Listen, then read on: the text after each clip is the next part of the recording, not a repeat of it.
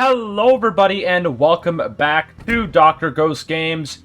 If y'all are new to the channel, welcome. I am Dr. Ghost and today we are going to be checking out the legendary tier American battleship, the Montana, aka the Battle Wagon. Oh yes, this thing is pretty damn good so far. I do enjoy it.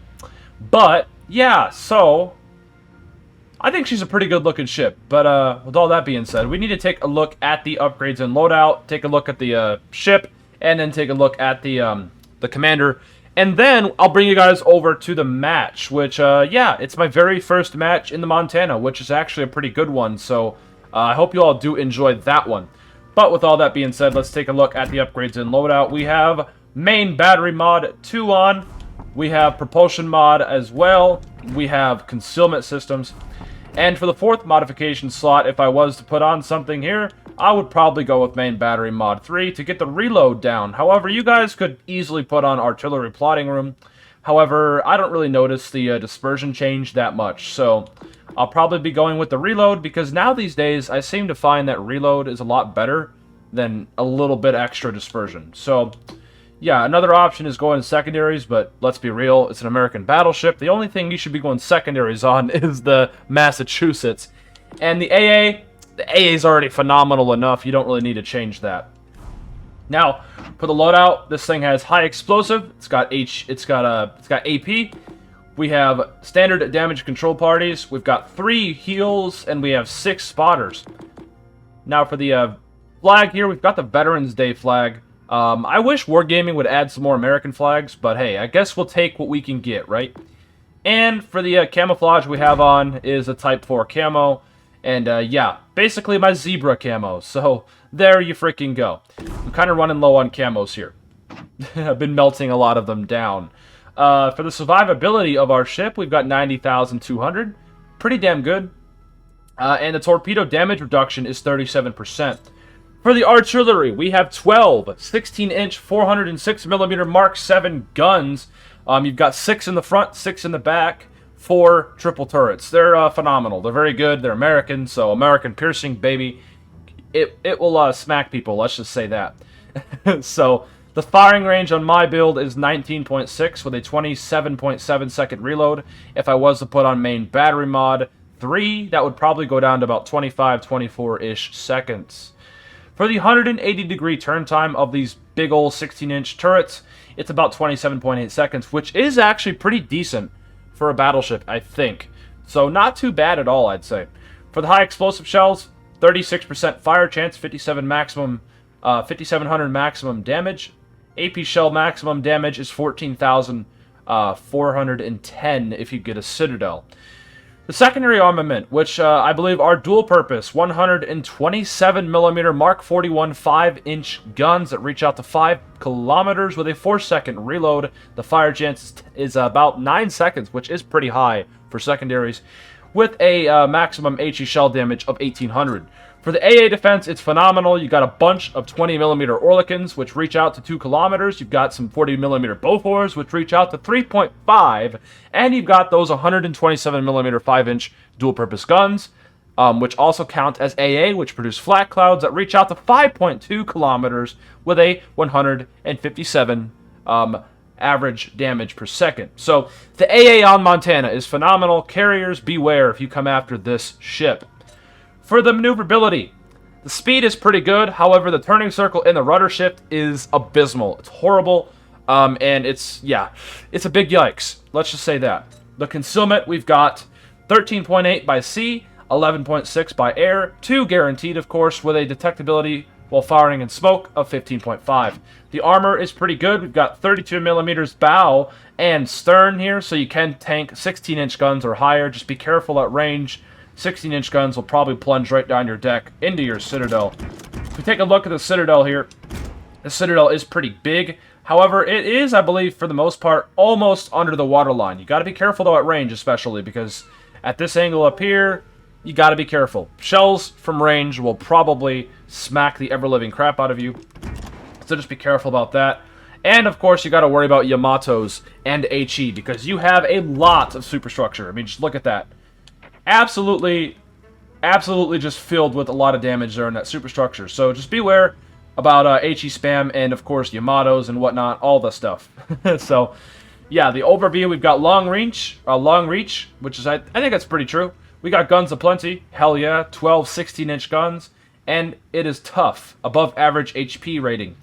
And not really, it's actually pretty average. GK has, I think, a little bit higher, 98,000 or something. Yamato's got 90,000.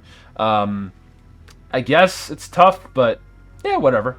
But yeah, the Montana, one of the largest battleships in the world. She was slightly inferior to Iowa-class ships in terms of speed, but had more main guns and significantly stronger torpedo protection. Montana's armor was conventionally arranged in and considerably reinforced. Sorry guys, I did just wake up like an hour ago, so I might be reading some things and getting shit all mixed up. Pardon my language. But yeah, Euro design 1941. The Montanas actually were going to be built, in case you guys didn't know. But they were canceled because World War II ended and battleships really became obsolete, so... But yeah, going back to the survivability though, the torpedo damage reduction, it's phenomenal. For a battleship at least, like for American battleships. 37% is pretty damn good. So, yeah, I'll take it. Now, for the commander, we've got a fully leveled out William Sims, Paulo de Revel, and Charles Madden as inspirations, for the extra reload, of course. We've got Built to Last, Flammable Cannoneer, Gyrating Drill Bits Marksmanship, Reaching Out XXL, and Will to Rebuild, aka Skill to Rebuild. But, with all that being said, ladies and gentlemen, I'm going to bring you guys on over to the match. I hope you all do enjoy it, but before you guys watch the match, please don't forget to go down there, hit the like button, and subscribe if you have not done so already. And big thank you for 1,400 subscribers. But, anyways, enough talking, enough jibber-jabbering about the boat and the channel. Let's go ahead and bring you guys over to the match results. I hope you all do enjoy it. Alrighty, so here we are at the match. So we are in the Montana, and notice something a little weird is going on. Look at the top of your screen. Yeah, a 4v4. You know, before I get started with this match, I would like to remind everybody to stop turning off crossplay. You're not doing anybody any favors. In fact, you're just being a selfish player. So, therefore, stop it, get some help, go buy a fucking cheeseburger, and stop turning off crossplay, ladies and gentlemen. Okay, that's out of the way. Now, let's talk about the Montana and what we're doing here. So, we are on Islands of Ice. It's a domination mode. We are turning off to the right side because I want to try to get on the flank here and set up some lovely, lovely crossfires. That is where this thing shines. It's not very good at bow tanking. It's not very good at just sitting around waiting all day, okay? Don't play this thing like a bow tanking Betty, okay? You need to be getting on the you need to be getting on the flanks. You need to be getting crossfires. You need to be slapping those broadsides, okay? Sorry, but you gotta. You just gotta. So, yes, going broadside at the beginning of the match, it's quite risky, but it's worth it because I've got the concealment mod on, so I'm able to actually get onto the flank and not get spotted here. And luckily, there's no destroyers in this match, so there you freaking go. There you go. Now, we take a shot out at that GK. I thought I could maybe get some get my front guns around the island, but I guess not. However, GK is turning out, and we are going to take a shot with the back guns, and those should clear the island just like so, and those are going to get right on over. Now, the accuracy is pretty questionable, but then again, welcome to battleships in 2023, but still decent results. 6,000 damage, 3 penetrations in his superstructure. We've got our front guns loaded. We pop out another salvo with the front guns. More 16-inch guns on the way to that GK. I'm hoping to get some more superstructure penetrations. Now, our Worcester, I don't know what the hell he's doing. He should not be rushing a GK and a freaking Musashi under any circumstances. Who wants to put bets in the chat right now that Worcester is the guy that turned off crossplay? I guarantee you he's the guy that turned off crossplay. The way he's playing, it would not surprise me. Don't do that in your cruisers, folks. Rush in and die like that. Not a good idea, because you saw how that panned out for him. But we're up to 13,000 damage. We did smack around that GK a little bit, because he's got a lot of superstructure. And then we see the broadside Musashi. So we take a shot out with all 12 of our 16-inch guns. Oh, that looks pretty damn decent. Come on, come on. And yes, we get rewarded. We get a Citadel. We're up to 37,000 damage. Montana. Musashi takes another shot at us.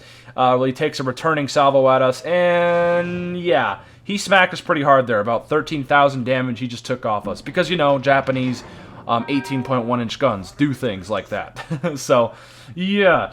I'm telling you, man, you got to be careful when Yamatos are in the lobby, because 18.1-inch guns will just shred this thing, including HE, of course, or really any AP, really, if you're broadside or getting shot in the superstructure. So just keep that in mind. You got to be careful. Now, one thing I do have to mention is that concealment systems mod again, man. It's coming in clutch right now because I'm able to stealth cap. That's right. I'm able to get this cap without being spotted. Now, if there were destroyers in this lobby, or even cruisers that were around here, this probably would not be possible. But thank God, because I'm able to sit here and just capture the cap here and not be really bothered. So that's fantastic. We've got about 8 seconds left on the cap, and we will get it. So yeah. Remember, guys, just because you're in a battleship does not mean you can't push and get capture zones, especially in a match like this where it's a 4v4. You know, you got to be moving around. I can't say that enough. Now, I did take a shot at that Musashi, did not really get any decent results. I did get 1 penetration, but that's about it. The accuracy on this thing is quite questionable, but the good thing about it is you've got 12 guns, so odds are, you know, if you throw enough shit at the wall, surely some of it's going to stick, right? So we get another shot off here right about now. We aim a little further front there. I don't know if they'll actually land front. We'll see. Musashi takes a shot at us while we're broadside, smacks us for about 17,000, 18,000 because I'm broadside.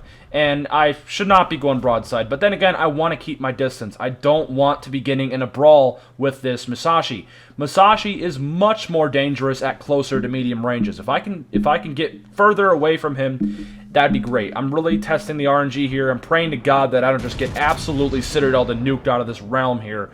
And thank God I don't. I'm getting just penned, which is great. So thank you, RNG. And speaking of RNG, bam! Absolutely smack the ever-living shit out of that Musashi, getting a citadel, hitting him for 20, 30k there, bringing our damage up to 70,000. That Musashi not having a good time at all. So we'll take it. Now I'm trying to keep an eye out here. I'm not wanting to crash into this island.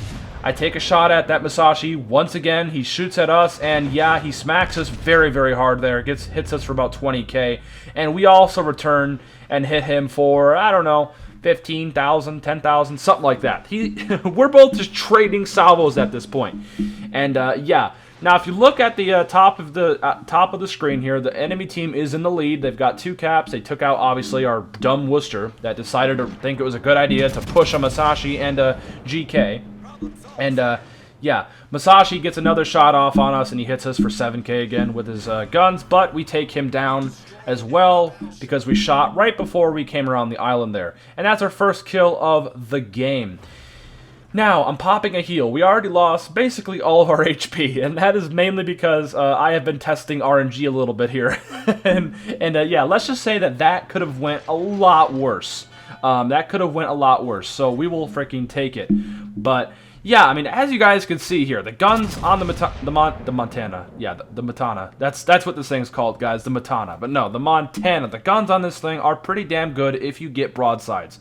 If you get broadsides, you guys can obviously see right there what happens.